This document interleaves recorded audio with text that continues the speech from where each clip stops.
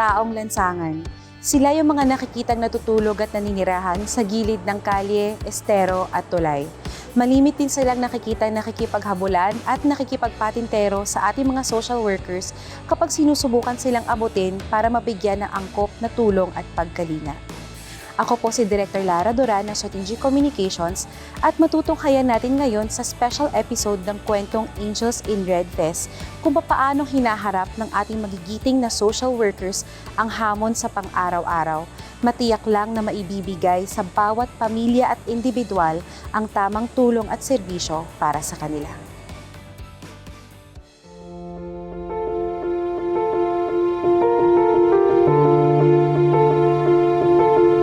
Bago pa man sumikat ang araw, nakadeploy na ang pag-abot team sa Barangay 150, Tondo, Manila para hikayating sumama ang mga pamilyang nakatira sa ilalim ng tulay.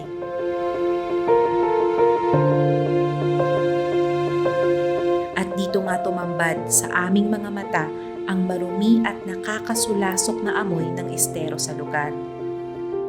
Ngayon, ang pinagtutuunan ng pansin ng Oplan pag-abot, mga bridges, mga well-drained system, pero nakita naman natin doon sa una natin pinuntahan, wala sila doon. Pero ngayon yung mga ilalim ng tulay ang pinupuntahan natin. Sa kabila ng nakaambang panganib sa kalusugan, dulot ng maruming kapaligiran, ay buo ang loob na pinuntahan ni Secretary Rex Gatchalian kasama ng pag-abot team ang mga naninirahan sa gilid ng estero. Basta nakita namin na yung pamilya o yung individual nakatira sa lansangan, bahagi kagad siya ng programa. So ang plano natin is palawakin, pag-igtingin. Kaya tulad nga ngayon, tinitignan na natin yung mga ilalim ng tulay, yung mga drainage. So hindi tayo titigil hanggang sa wala ng Pilipino na nakatira sa lansangan o sa danger zone. Pero amin sa DSWD, ang importante sa amin, mailika sila ngayon na nag-uulan na. Amin is to make sure na safe sila, make sure na meron silang tinitirahan while these natural calamities are about to unfold.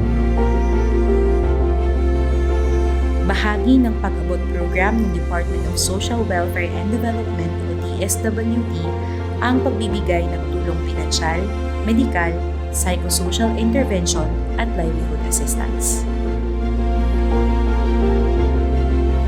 Pag tinanong mo sila kung ano yung pwede naming livelihood na may tulong sa kanila, may mga aspirasyon sila sa buhay. Again, magkaroon ng tindahan, magkaroon ng mas stable na source of income. Ang DSWD, hindi lang material na bagay ang tulong, kundi yung psycho-emotional, psychosocial, bahagi yan. Na ibalik yung self-worth, yung self-respect nila, yung dangal nila, na ibalik natin fully. Dahil hindi lang material na bagay ang ating tinutulong, kundi binabalik rin natin yung pag-asa na magkaroon ng panibagong buhay ang ating mga mamamayan na na-reach out mula sa lansangan.